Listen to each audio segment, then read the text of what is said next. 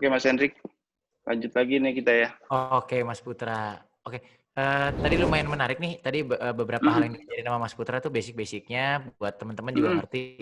Jadi kalau ngomongin ada komposisi lah, ada gaya foto dan segala yap, macam buat, mhm, teman-teman ngorbit biar paham dulu lah. Ini ada lanjut lagi Mas iya. Put? Ada materinya? Ada Monggo, lagi silakan. ada lagi ada lagi.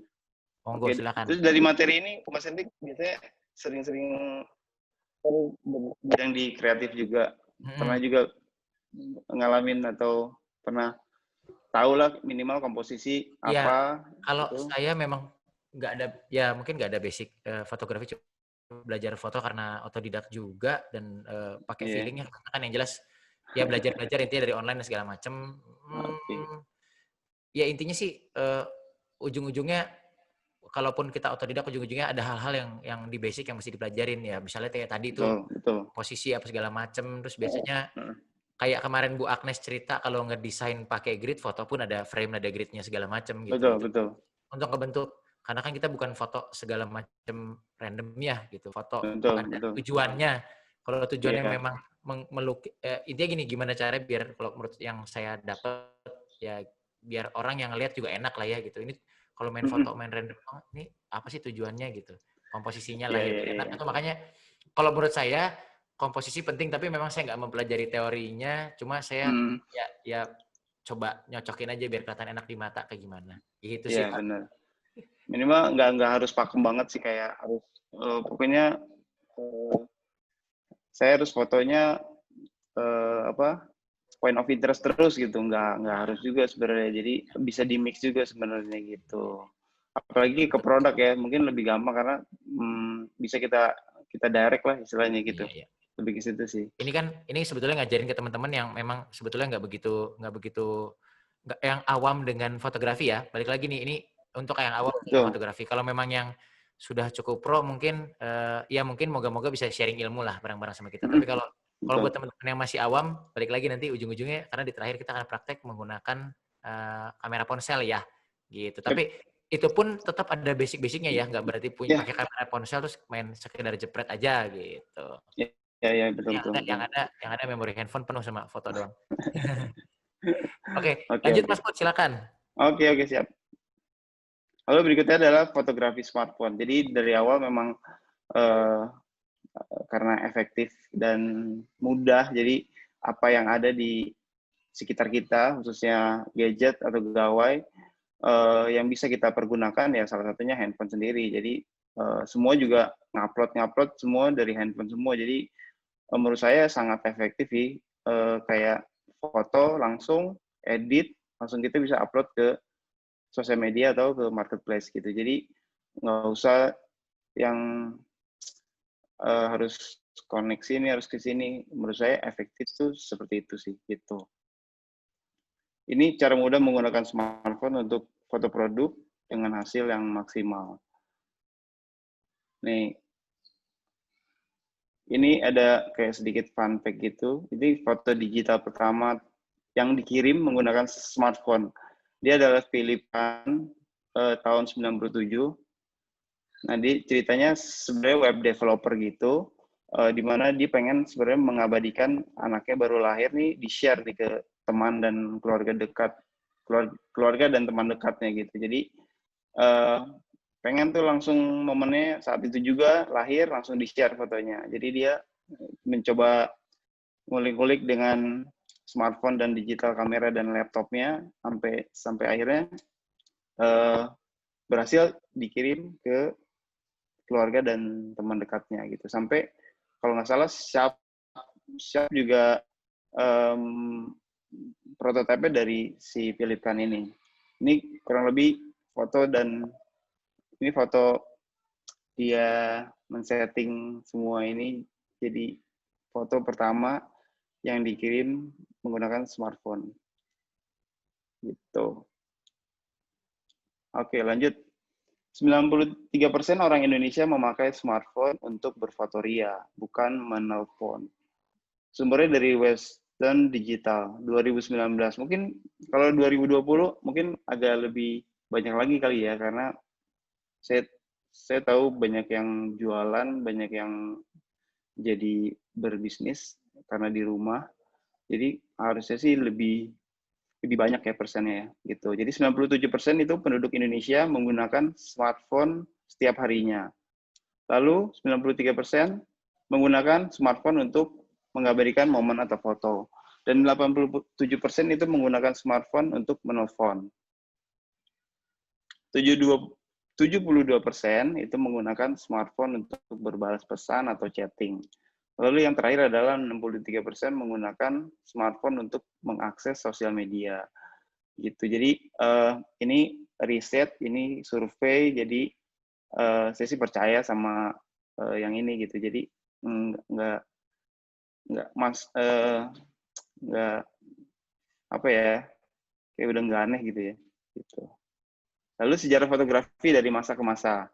Ini sebenarnya ada sebelum kamera obscura ini dia lebih ke pinhole. Pinhole tuh pakai kertas, cuma mengandalkan cahaya dan fotonya pun lama banget. Jadi sampai menghasilkan satu gambar tuh dibutuhkan berhari-hari gitu. Jadi agak PR gitu jadinya. Lalu sampai terakhir di smartphone. Jadi smartphone itu termasuk salah satu media fotografi yang masuk ke dalam sejarah fotografi. Perkembangan teknologi kamera pada smartphone. Dimulai dari 0,35 megapiksel hingga 108 megapiksel. Nah, di tahun 2000 tuh mulai 0,35 dulu dan hanya bisa menampung 20 foto aja. Terus di 2004 menyusul 1,3 megapiksel dan bisa menggunakan wireless atau bisa infrared gitu. Jadi kirim-kirim foto menggunakan dua gadget yang berbeda, tapi bisa kirim-kirim foto. Di 2010 itu meningkatkan fiturnya, jadi bisa panoramik, bisa pakai filter di handphone tersebut, dan bisa langsung edit juga di smartphone itu. Nah, sekarang kamera udah 48 megapiksel dan sekarang udah mencapai 108 lagi di develop. Jadi nggak tahu gimana kecanggihan si handphone tersebut gitu.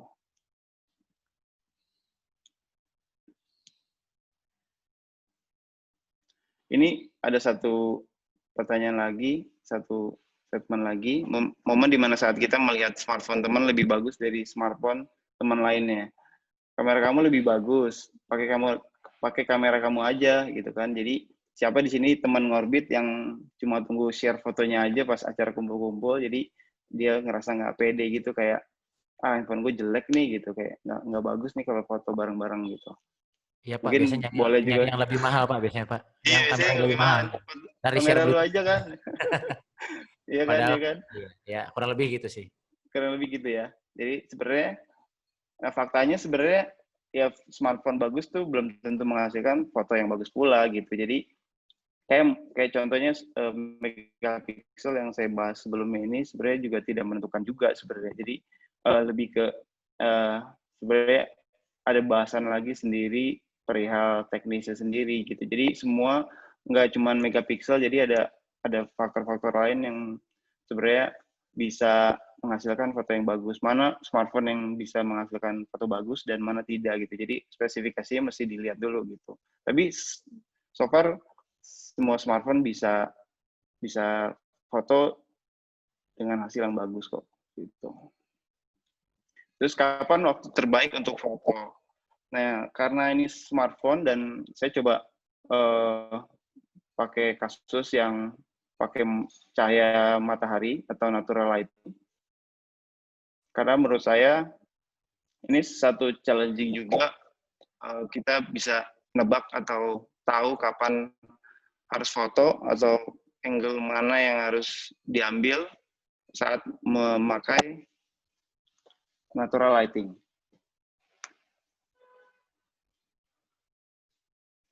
Agar lebih efektif dan mendapatkan hasil yang dramatis dan natural, alangkah baiknya kita mengandalkan cahaya dari matahari. Dan sebenarnya kita udah dibantu banget sama mini box studio ya, yang dimana itu banyak LED-nya dan kita tinggal beli di marketplace. Tapi menurut saya kurang seru karena kalau foto pakai itu udah pasti bagus. Jadi lightingnya pun udah rata gitu.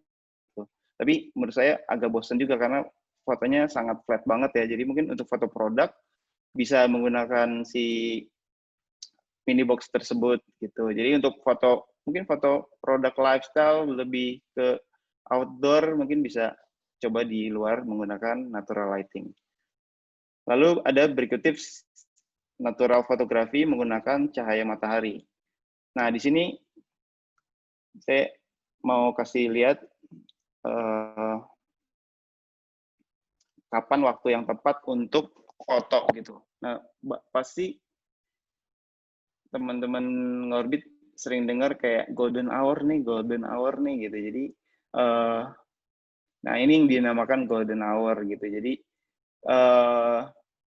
di mana golden hour tuh 1 jam setelah matahari terbit gitu. Jadi momen-momen itu yang biasanya dipakai orang untuk foto gitu. Jadi untuk mengabadikan momen gitu. Jadi mungkin pre-wedding bisa dipakai, mungkin misalnya dia ke pantai atau ke satu bukit gitu. Jadi mereka kadang suka nungguin momen-momen ini gitu. Jadi bangun pagi sebelum subuh, mereka udah siap-siap langsung nyari golden hour itu.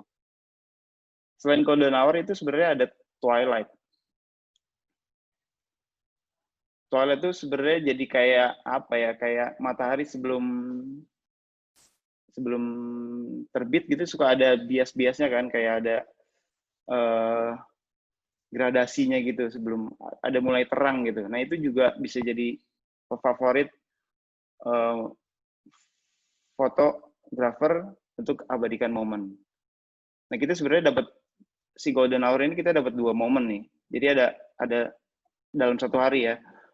Jadi 1 jam setelah terbit matahari dan 1 jam sebelum matahari terbenam. Mungkin sunrise sama sunset gitu. Jadi setelah itu 1 jam setelah itu satu momen yang pas untuk kita foto gitu.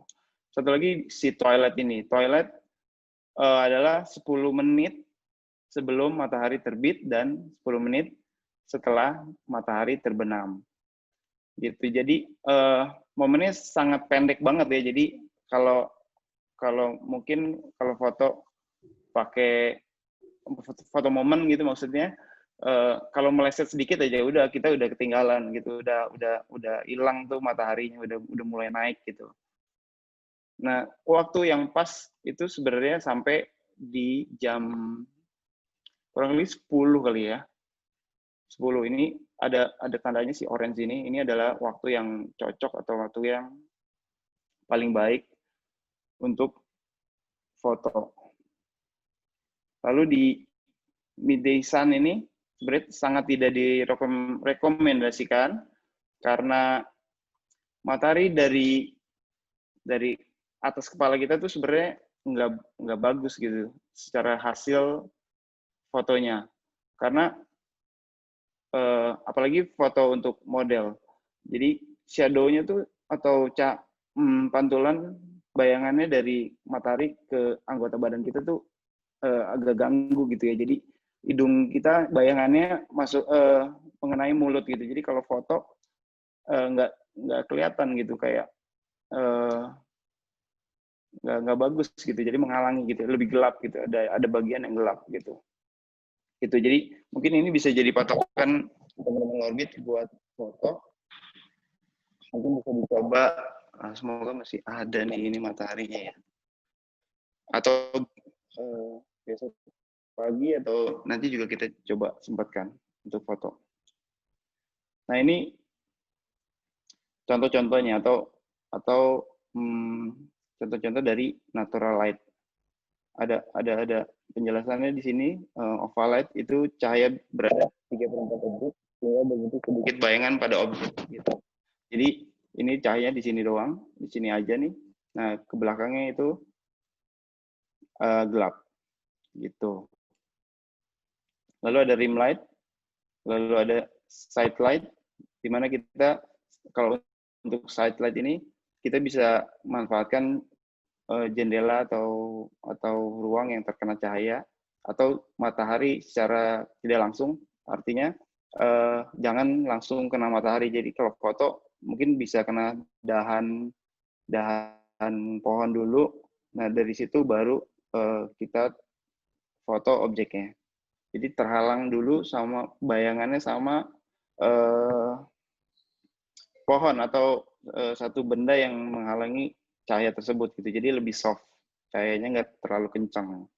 Lalu ada backlight yang tadi udah dijelasin. Lalu front light itu lebih ke cahayanya atau lightingnya dari depan semua gitu. Jadi kita menghadap lurus sama matahari. Oke.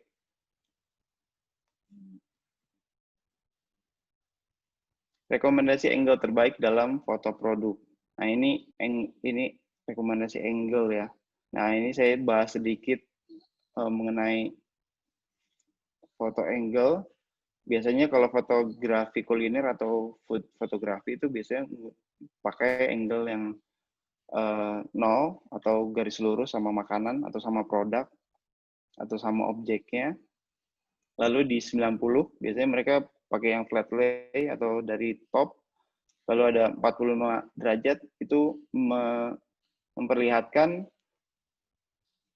makanannya. Jadi seberapa tebal makanannya, seberapa besar makanannya, jadi terlihat gitu, dimensinya kelihatan. Lalu ada fotografi fashion. Sebenarnya fashion bisa dipakai semua, jadi kadang ada beberapa request atau kebutuhan yang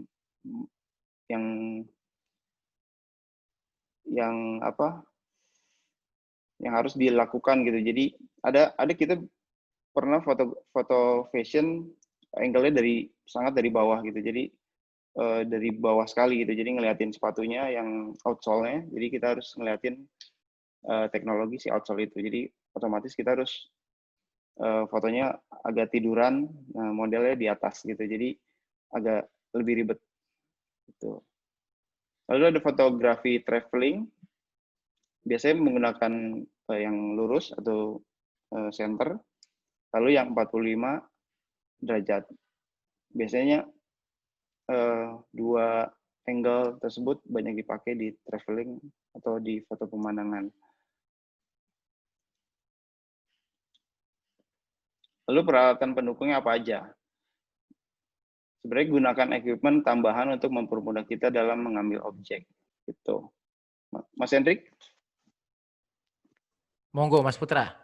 Mas Hendrik, biasanya foto smartphone pakai alat-alat apa nih pendukungnya biasanya? Wah, kalau pakai smartphone itu saya ada beberapa yang murmer yang saya beli dan karena nggak punya studio yang bagus banget ya gitu ya dan nggak punya saya beli ada mini studio box tuh murah meriah. Oh ya. Jadi bentuknya kayak kotak gitu, bahannya tuh dari infraboard. Itu bentuknya kayak koper. Mungkin bisa dicari ya itu di Tokopedia, mini studio box banyak. Udah banyak di marketplace juga. Iya, itu nanti hadiah kita loh, Mas Put, by the way. Oh, oke. Iya, nanti kegiatan ini nanti hadiahnya itu buat teman-teman. Nanti ada buat sesi materi pertama ini akan ada hadiah itu. Okay. Ya itu lumayan ngebantu karena murah banget enggak, mahal banget juga enggak ya dibandingkan. Dan ada ukurannya juga kan, kayak ada ukuran kecil, ukuran gede. Ya buat foto-foto produk lumayan lah ya ngebantu. Karena saya nggak punya space yang cukup gede untuk foto-foto jualan produk sendiri di rumah. Itu biasanya terus beli. Sebetulnya paling gampang ya kalau dibilang gampang-gampang susah. Apa aja yang ada di rumah sih biasanya bisa dimanfaatin buat foto ya. Benar. Mau nyari entah itu sesimpel misalnya kita memang punya usaha bikin kue ya. Kalau saya tuh ada bikin kue gitu.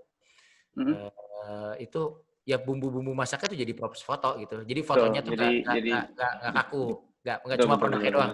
Biar rame misalnya sampai ke tatakan kayu yang buat motong daging itu aja bisa kita pakai. Talenan gitu ya. Talenan, kuenya ditaruh, terus tabur-tabur gitulah. Maksudnya lebih ke ya kan cari referensi ya. Orang-orang bikin pakai apa sih? Kita cari betul. Adanya apa? Sebenarnya referensi banyak banget ya sebenarnya bagi yang atau bakery gitu ya.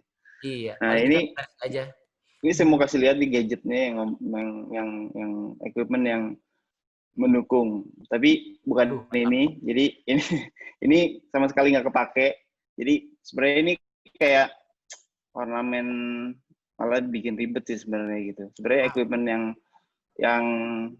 yang paling proper ya udah tripod aja cukup gitu. Jadi pakai timer kalau memang lightingnya atau cahayanya minim, kita bisa pakai tripod sama timer gitu. Jadi udah cukup kok, tinggal nyusun angle-nya, komposisinya seperti apa, cahayanya mau dari mana datangnya, kita pakai tripod, udah tinggal foto aja gitu, Mas Hendrik. Betul. Kayak kalau dipikir-pikir memang nggak pakai aneh-aneh. Saya juga sebetulnya cuma pakai tripod doang kok. Maksudnya nggak pakai lagi tambahan lensa itu ya.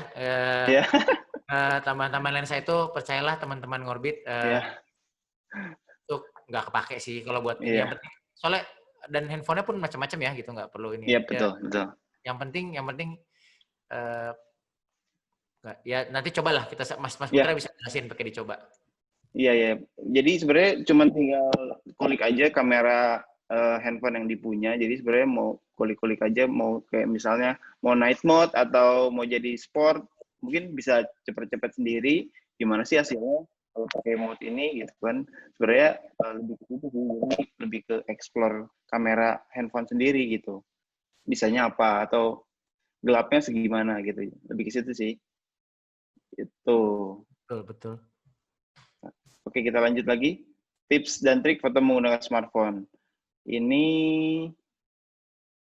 saya rangkum sebenarnya ini dari semuanya, itu yang intinya aja sebenarnya gunakan handphone terbaik secara sesuai kemampuan kamu. Jadi ya nggak usah muluk-muluk kayak nyari handphone yang seharga motor gitu, nggak usah, yang ada aja yang kita punya, itu juga udah bagus.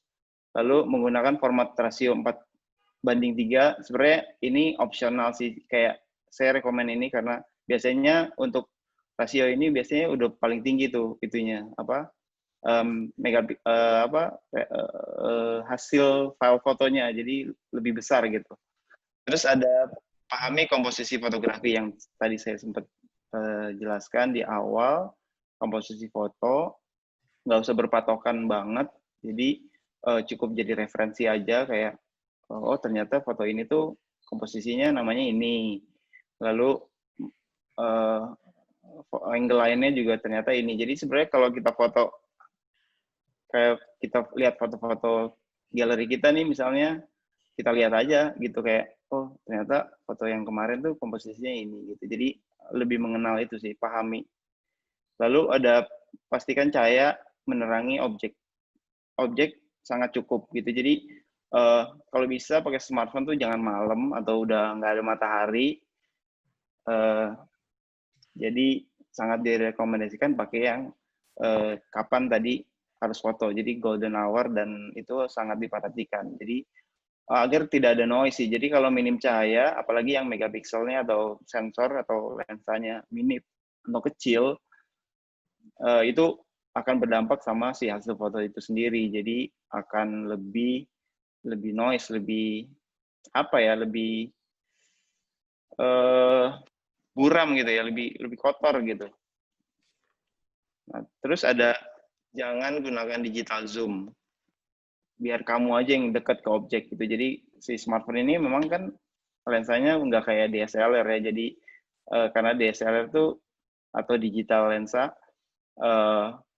itu memang diperuntukkan untuk mendekati objek gitu. Cuman kalau smartphone karena dia juga kecil kameranya atau lensanya, jadi akan mempengaruhi si hasil foto tersebut. Jadi akan sama aja hasilnya, sama kayak kurang cahaya gitu. Jadi lebih pecah gitu, lebih buram gitu.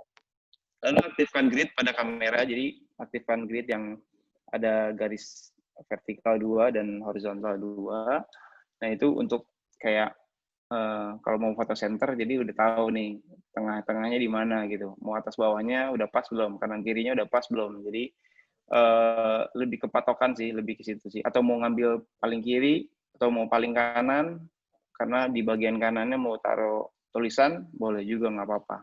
Yang pasti grid itu untuk membantu kita, ini objek udah lurus belum atau udah tengah belum gitu. Jadi lebih ke situ sih.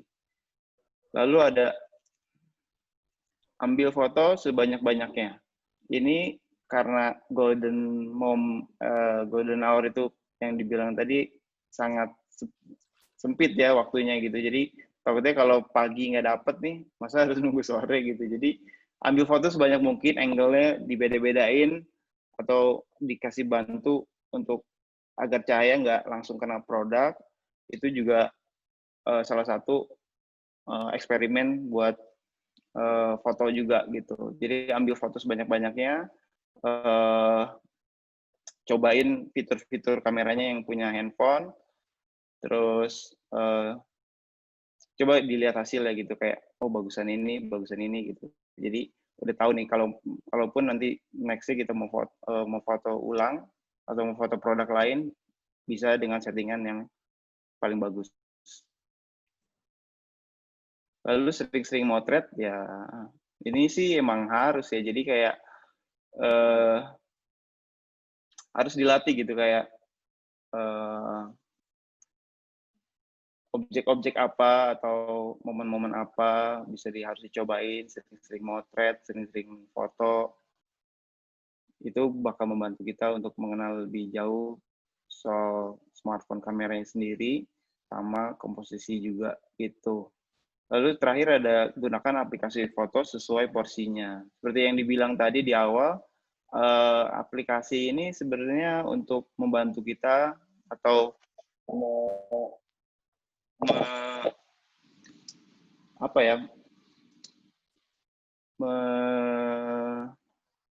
membuat foto ini lebih menarik lagi gitu. Dan saya sih nggak suka yang edit-edit agak-agak lebay gitu ya. Jadi cukup yang natural aja, pakai natural lighting juga. Menurut saya cukup sih kayak gitu. Lalu rekomendasi aplikasi untuk smartphone. Ini bisa untuk Apple dan Google Play. Salah satunya ini diurutkan berdasarkan yang paling mudah ya. Jadi Visco ini udah paling sangat-sangat mudah, udah user friendly sekali, banyak yang gratisnya juga filternya, dan pun kalau memang filternya mau berbayar itu juga langganan cukup murah gitu. Nah untuk Lightroom sendiri itu yang aplikasi yang termudah kedua menurut rekomendasi saya. Itu bisa di-sync kalau memang punya laptop atau punya Adobe di laptop, itu bisa di-sync juga. Jadi settingannya atau fiturnya bisa disamakan. Jadi nggak usah ribet lagi buka laptop, settingannya atau filternya udah jadi settingan utama. Jadi kalau foto udah tinggal pencet sekali aja gitu. Jadi sangat mudah, coba di-explore lagi, ada Lightroom, dan terakhir itu Photoshop Express. Nah, Photoshop Express ini sebenarnya nggak semuanya